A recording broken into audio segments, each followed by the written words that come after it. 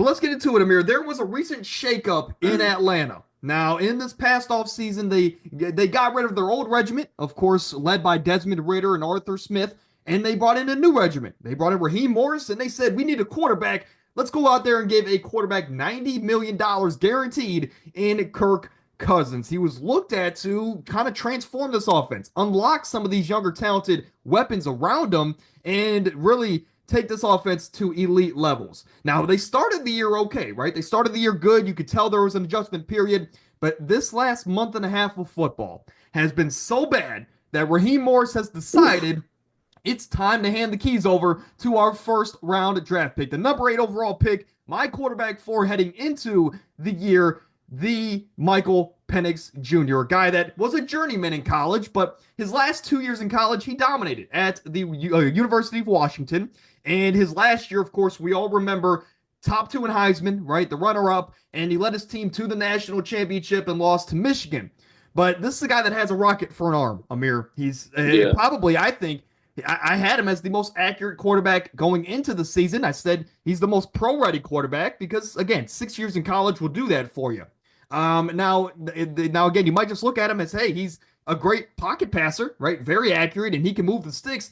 But I think at his pro day and, of course, at the NFL Combine, we saw this athleticism from him that we didn't necessarily know he had. So this is a guy that I think they can use in a multitude of ways, and he can unlock this offense and hopefully the weapons around him going forward.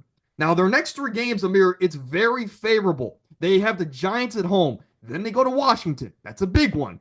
But they close off the year with another divisional matchup home against the Carolina Panthers. Should they win all 3 of these games? Roster for roster, I believe they should. But I think the key one is that Washington one in the middle, right? Can they go on the road with a rookie quarterback and take down Jaden Daniels, which is an offense and a team that's just been hot all season? Amir, I want to go to you here. Do you think, one, that was the right decision? And two, do you think if this doesn't work out with Penix, if he doesn't look great, in these next 3 weeks, to me personally, I think they're kind of backed into a corner at that point. So my Yeah. question to you is, do you think it was time to hand the keys over despite all the struggles from Kirk Cousins? I'm gonna be honest. No, I feel like if they were to make this decision, make it sooner. Because I feel like at this point where you're basically 2 games out of playoff contention, or 1 game, I mean, behind Washington was a Yeah. pretty favorable schedule to end the year. They got Philly, next week, or yeah, next week. So, um, for me, I'm kind of in the spot where it's like, you know, you go ahead and you start Penix, and even if you do make the playoffs, but how are you going to rely on him, in his 4th career game starting to basically get you a playoff win and take you on a run? Right. I don't know. And so at this point, it's like I think you do everything you can to try to make it work with Kirk. You go into next year and have a legit QB competition because I feel like at this point, like it's so many problems with the team that's bigger than just Kirk too. Like Kirk's playing bad, but the defense has been bad. Like for them to have all that talent on all 3 levels, they have been playing bad all year, giving them a lot of big plays. The play calling is bad.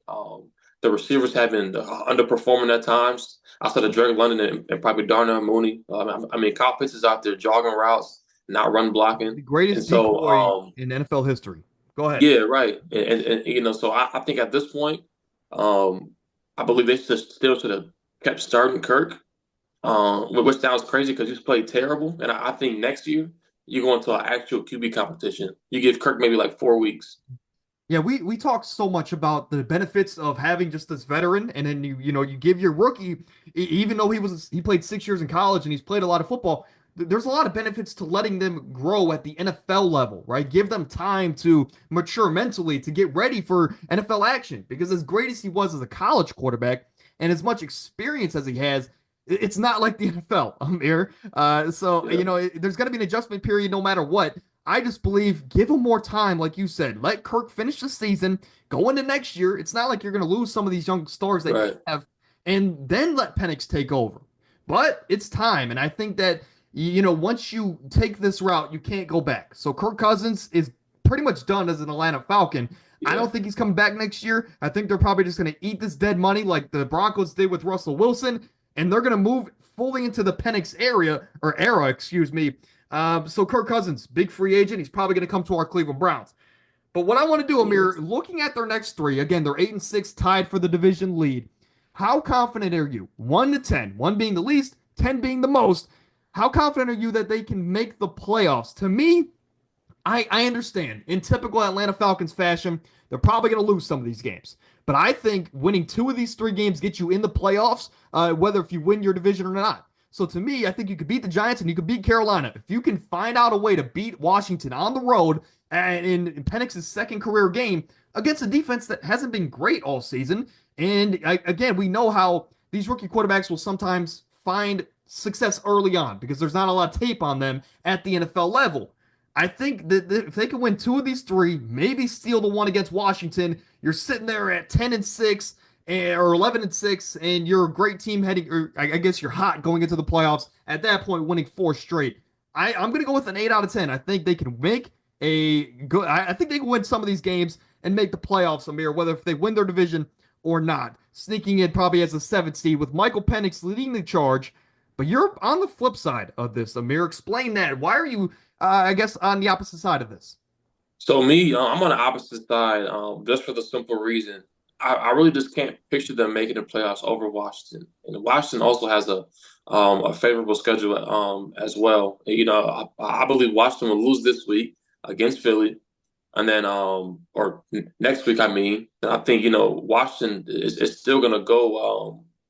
Win some games and sneak in. And, I think at this point, I want to say the fifth seed is Minnesota. So I mean, they're clinched. And then the sixth seed, Green Bay, they're 10-4. They're 100% making it, in my opinion.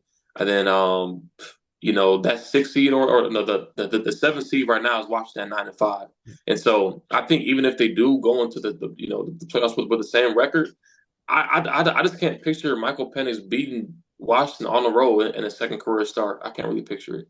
No, I mean, again, you have them at a 1 out of 10, and I understand that. To me, I think you either need one loss from Tampa Bay, which is very possible, even though Tampa Bay is the hottest team in football at the moment, or you just need a loss from, or maybe if you could pick up a big win, right, with not much tape on Michael Penix there against Washington secondary, which, again, is Yeah. one of the worst secondaries in the league.